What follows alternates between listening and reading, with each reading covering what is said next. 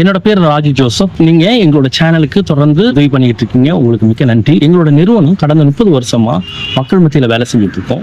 முக்கியமா பாத்தீங்கன்னா குழந்தைங்க மத்தியில தரமான கல்வி, உடல் ஆரோக்கியம், அவங்க ஊட்டச்சத்துல நாங்க வேலை செஞ்சுட்டு இருக்கோம். 1500 குழந்தைங்களுக்கு உதவி பண்ணிட்டு இருக்கோம். உங்களோட நன்கொடைகளை நாங்க வரவேற்கிறோம். ஸ்கிரீன்ல இருக்க QR மூலமாகவும் எங்களுக்கு டொனேட் பண்ணலாம். டிஸ்கிரிப்ஷன்ல இருக்க டீட்டெயில் மூலமாகவும் நீங்க எங்களுக்கு உதவி பண்ணலாம். நான் வெள்ளூர்லேருந்து பேசுகிறேன். SPBTயில் ஒரு வருஷமாக சத்துள்ள பொருள் வாங்கிட்டு இருக்கேன். என் வீட்டுக்காரில் அம்மா வீட்டில் இருக்கோம். எனக்கு 2 பெண் குழந்தைங்க. பெரிய குழந்தைக்கு வாங்கிட்டு இருக்கோம், சின்ன குழந்தை நடக்க முடியாது. நான் டைலரு. என்னால் முடிஞ்ச அளவு சம்பாதிச்சு பார்த்துட்ருக்கோம். அம்மா வீட்டில் 6 வருஷமாக இருக்கோம். கொஞ்சம் கஷ்டம்தான், இருந்தாலும் சமாளிச்சிட்ருக்கோம். உடம்பு சரியில்லை இந்த மாதிரினா வெளியில் கொஞ்சம் கடை வாங்கி இந்த மாதிரி தான் லோன் எடுத்து இந்த மாதிரி பார்த்துட்ருக்கோம். இந்த பொருள் தரது வந்து எங்களுக்கு கொஞ்சம் உதவியாக இருக்குது. இன்னும் என்னாச்சும் ஹெல்ப் இருந்தால் கொஞ்சம் நல்லாயிருக்கும். குழந்தைங்கள கவனிக்க கொஞ்சம் கஷ்டமாக இருக்குது. சின்ன குழந்தைய வச்சுட்டு வேலைக்கு போக முடியல, ஏன்னா நடக்க முடியாதுங்கிறதுனால கூடவே இருந்து பார்த்துக்க ஒரு ஆள் வீட்லேயே இருந்தாகணும். அவளுக்கு எது தேவைன்னா நாங்கள் தான் செஞ்சாகணும். அம்மாவாலே முடியாது, அதனால் அப்பாவோ இல்லை நானோ வீட்டில் இருந்தே ஆகணும். வேலைக்கு போகிற சூழ்நிலை எங்கள்கிட்ட இல்லை. கொஞ்சம் ஏதாவது உதவி கிடைச்சா நல்லாயிருக்கும். வேலை வந்து டைம் கிடையாது, போகிற டைம் தான். எங்கள் பாப்பா தூங்க வச்சுட்டு தான் நான் போவேன். போயிட்டு கொஞ்சம் நேரம் அடிச்சுட்டு எந்திரிச்சானா அழுகுவா, ஆளைக்கானன்னு வந்துடுவோம். திருப்பி சாயங்காலம் தூங்க வச்சுட்டு நைட் டைமில் கூட வேலைக்கு போக வேண்டியது இருக்கும். அந்த மாதிரி நிறையா பிரச்சனை வரும். அவள் ஒரு சில டைம் உடம்பு சரியில்லைன்னா சுத்தமாக வேலைக்கு போக முடியாது. மழை காலத்துலேயும் வேலைக்கு போக முடியாது.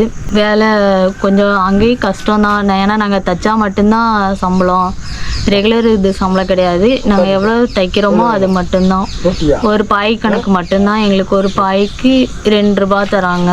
எங்கள் வார சம்பளம் 300 400 அவ்வளோதான் வரும் வாரமே. அதை வச்சு சமாளிச்சுட்டு தான் இருக்கும். அதை வச்சு எந்த மாதிரி சமாளிக்கிறீங்க? பாப்பாவுக்கு எந்த மாதிரி பார்த்துக்கிறீங்க? பாப்பா ஸ்கூல் எப்படி அமைக்கிறீங்க? என்னோட சம்பளம் எங்கள் தம்பி கொஞ்சம் ஹெல்ப் பண்ணுறாங்க.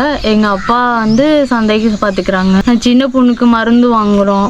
அவங்களுக்கு கொஞ்சம் பார்க்குறதுக்கு மருந்து செலவுக்கு கொஞ்சம் வெளியில் கடை வாங்கி தான் பண்ணிகிட்ருக்கோம். அந்த டைமில் மட்டும்தான் எங்களுக்கு கொஞ்சம் வருமானம் இருக்கும். மித்த டைம்லலாம் கொஞ்சம் கஷ்டம்தான். அவங்கள்ட்டே கடையை வாங்கி தான் இது பண்ணுவோம். அப்போ தான் கழிச்சு இது பண்ணிக்குவோம். பயிரெல்லாம் காலையில் விதைச்சி கொடுத்துட்றோம். முடியல அப்படின்னா மட்டும் அப்படியே வச்சிடறோம்.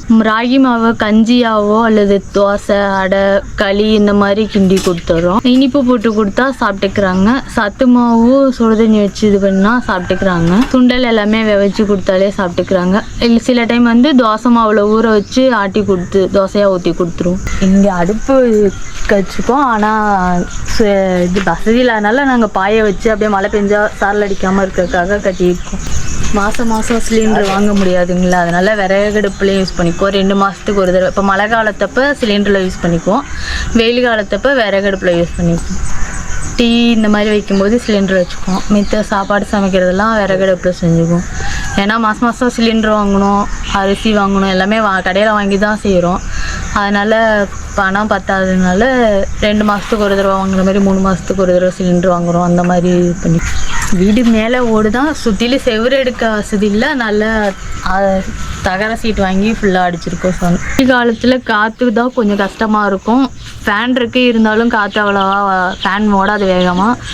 மழை காலத்தில் அதிகமாக குளிரும், பனி பெய்யும் குளிரும். இப்போ மழை காலத்தில் லேசாக சாரல் அடிக்கும். காற்றடிச்சு மழை பெஞ்சிங்கன்னா கொஞ்சம் பாதி இது வரைக்குமே உள்ளார சாரல் வரும்.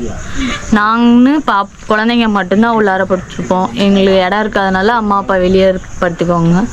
தம்பி ஃப்ரெண்டு வீட்டுக்கு போயிடுவாங்க. கொஞ்சம் உதவியாக இருந்தால் எங்கள் சின்ன பொண்ணு நடக்கிறதுக்கு இப்போ கொஞ்சம் ஹெல்ப்பாக இருக்கும். அவங்க கொஞ்சம் கூட இருந்து பார்த்துக்கிட்டு இன்னும் கொஞ்சம் சத்தான ஊற்றி ட்ரைனிங் கொடுத்தா கொஞ்சம் சீக்கிரம் நடப்பாங்க. ஆனால் நான் வேலைக்கு போகணுங்கிற கட்டாயம் இருக்குது. அதனால் வேலைக்கு போகிற டைமில் அவளுக்கு சரியாக பார்த்துக்க முடியல சின்ன பொண்ணு. அதுதான், அதனால் கொஞ்சம் செலவு எங்களுக்கு கம்மியாக இருக்குது. பாரு, சத்தானது வாங்கி கொடுக்குறோம், சத்து உள்ளதை கொடுக்க சொன்னாங்க. இவங்க கொடுக்குறதுனால நான் அந்த கவலை இல்லாமல் கொஞ்சம் சத்தானது கொடுக்குறோம்.